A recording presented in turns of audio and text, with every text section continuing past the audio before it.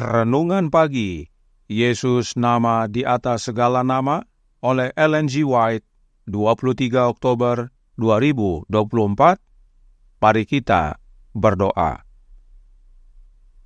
Bapa kami yang di sorga, Allah pencipta langit dan bumi, laut dan segala isinya, Allah yang maha besar, maha kuasa, sumber segalanya, yang kami sembah selalu melalui anak-Mu yang tunggal, Yesus Kristus.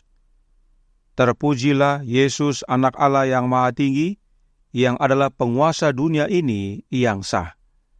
Pada pagi hari ini kami bersyukur boleh bangun dan berbakti, dan sebagaimana membaca dan mendengarkan nasihat firman-Mu, kiranya ini menjadi pembaharuan bagi kami semua, agar kami menyembah Allah Bapa dan berbakti kepada hanya Dia saja.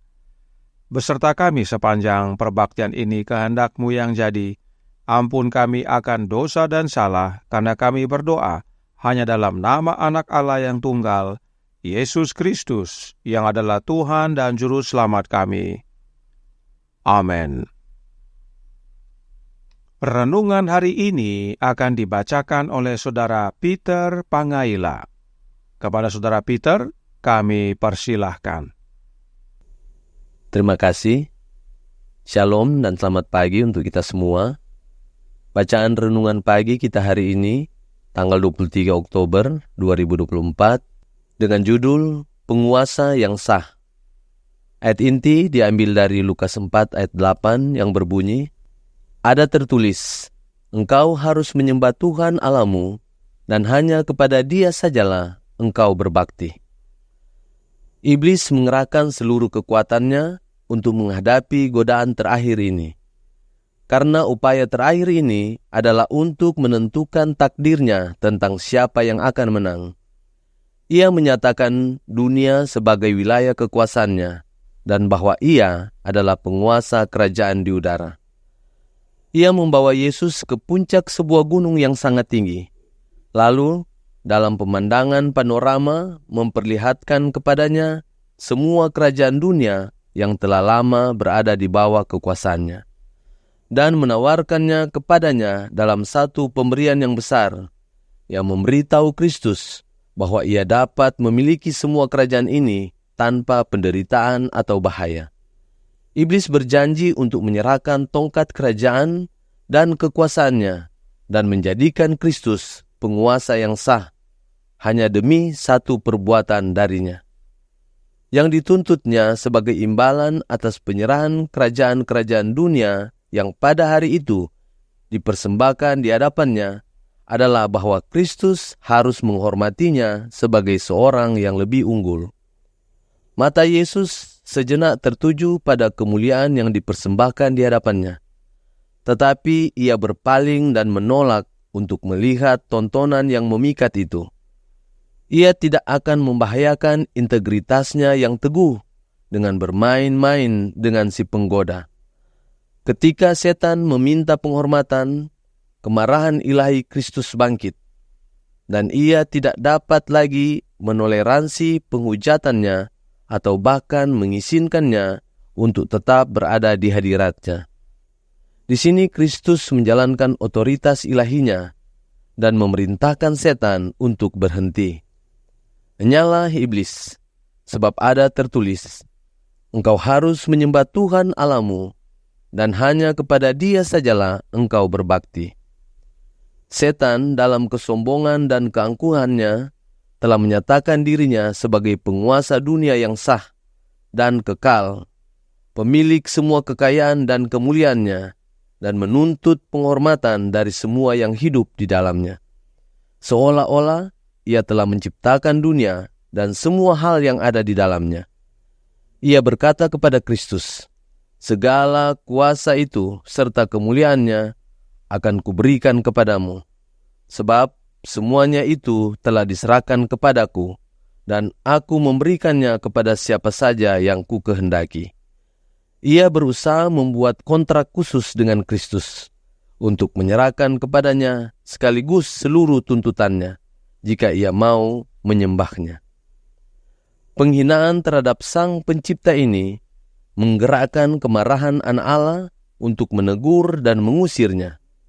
Diambil dari Confrontation halaman 52 dan 53. Demikianlah bacaan renungan pagi kita hari ini. Terima kasih dan Tuhan Yesus memberkati. Terima kasih atas penata layanan Saudara Peter. Tuhan Yesus memberkati. Selamat pagi saudaraku dalam Tuhan. Yohanes yang kekasih menuliskan dalam Yohanes 3 ayat 35 yang berbunyi, Bapa mengasihi anak dan telah menyerahkan segala sesuatu kepadanya. Jika Bapa telah menyerahkan segala sesuatu kepada anaknya, maka tidak ada yang terkecuali. Bahkan Yesus berkata dalam Matius 28 ayat 18, Yesus mendekati mereka dan berkata, Kepadaku telah diberikan segala kuasa di sorga dan di bumi. Karenanya Yesus juga menyatakan dalam Yohanes 14 ayat 30, Tidak banyak lagi aku berkata-kata dengan kamu, sebab penguasa dunia ini datang dan ia tidak berkuasa sedikitpun atas diriku. Setan memang disebut penguasa dunia, tetapi setan tidak berkuasa sedikitpun atas Yesus, sang penguasa yang sah. Nah, mengapa setan disebut penguasa dunia? Lukas 4 ayat 5-6 berkata, Kemudian ia membawa Yesus ke suatu tempat yang tinggi, dan dalam sekejap mata ia memperlihatkan kepadanya semua kerajaan dunia. Kata iblis kepadanya, Segala kuasa itu serta kemuliaannya akan kuberikan kepadamu, sebab semuanya itu telah diserahkan kepadaku, dan aku memberikannya kepada siapa saja yang kukehendaki. Siapakah yang menyerahkan semuanya itu kepada setan? Adam, yaitu pada waktu dia makan buah terlarang itu dan jatuh dalam dosa. Setelah kejatuhan Adam, setan menduduki jabatan yang tadinya dipegang oleh Adam. Dan dalam pencobaannya yang ketiga, setan menawarkan semua kuasa ini kepada Yesus tanpa harus melewati susah payah. Syaratnya sederhana, yaitu menyembah setan. Apakah Yesus tergoda?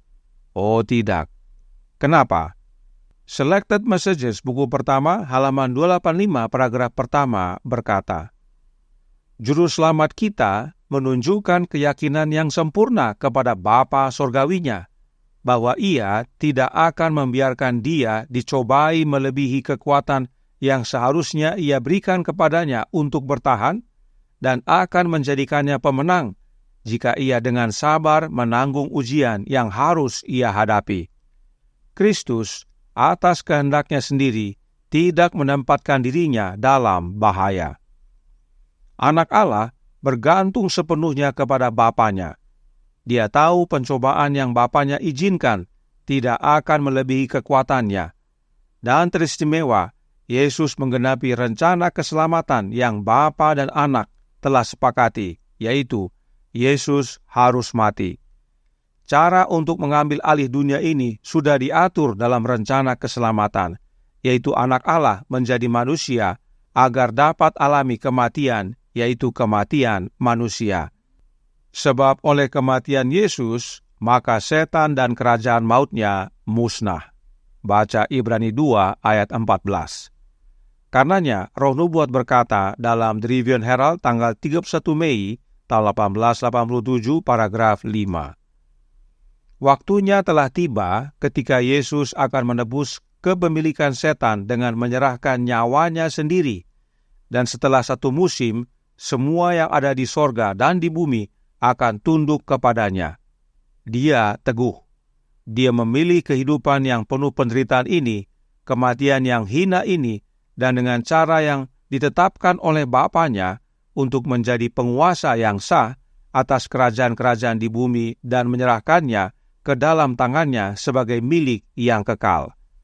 Setan juga akan diserahkan ke dalam tangannya untuk dihancurkan oleh kematian, tidak akan pernah lagi mengganggu Yesus atau orang-orang kudus dalam kemuliaan.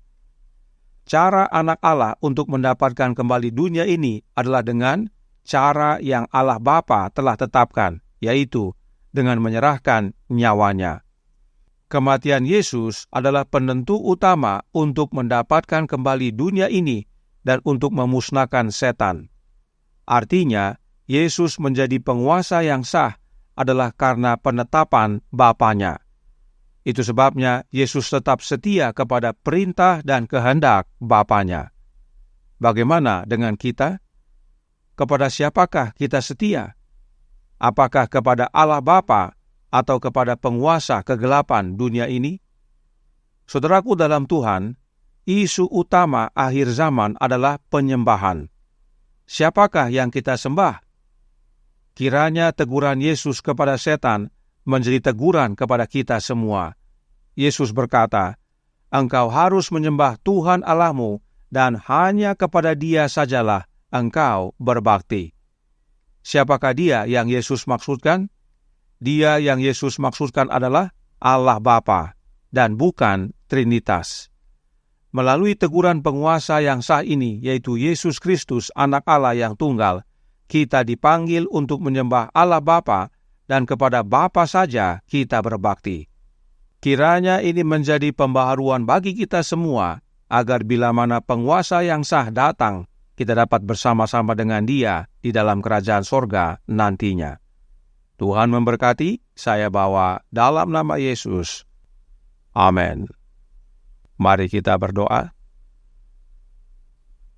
Bapa kami yang di sorga, Allah pencipta langit dan bumi, laut dan segala isinya, Allah yang maha besar, maha kuasa, sumber segalanya, yang kami sembah selalu melalui anak-Mu yang tunggal, Yesus Kristus. Terima kasih atas nasihat yang penting bagi kami, untuk kami mengenal siapa yang kami sembah, dan hanya kepada Dia sajalah kami menyembah dan berbakti. Dan Dia yang Yesus maksudkan adalah Allah Bapa. Setan berusaha menggoda Yesus untuk mengalihkan penyembahan Yesus dari Bapa kepada dirinya. Tetapi Yesus tidak tergoda, sebab Yesus bergantung sepenuhnya kepada Bapanya, dan mengikuti cara yang telah Bapanya tetapkan untuk memperoleh kembali kekuasaan atas dunia ini, dan bahkan dapat menghancurkan dan memusnahkan setan dan kerajaan mautnya, yaitu oleh menyerahkan hidupnya. Karenanya tolong kami ya Bapa, biarlah kami juga sebagaimana Kristus mati bagi diri dan menerima Kristus hidup dalam kami, sehingga kami pun dapat menjadi pemenang melawan segala godaan setan, hingga pada akhirnya saat Yesus Sang Penguasa yang sah datang, kami boleh menerima keselamatan. Beserta kami sepanjang hari ini kehendak-Mu yang jadi, ampun kami akan dosa dan salah, karena kami berdoa hanya dalam nama Anak Allah yang tunggal, Yesus Kristus, yang adalah Tuhan dan Juru Selamat kami. Amin.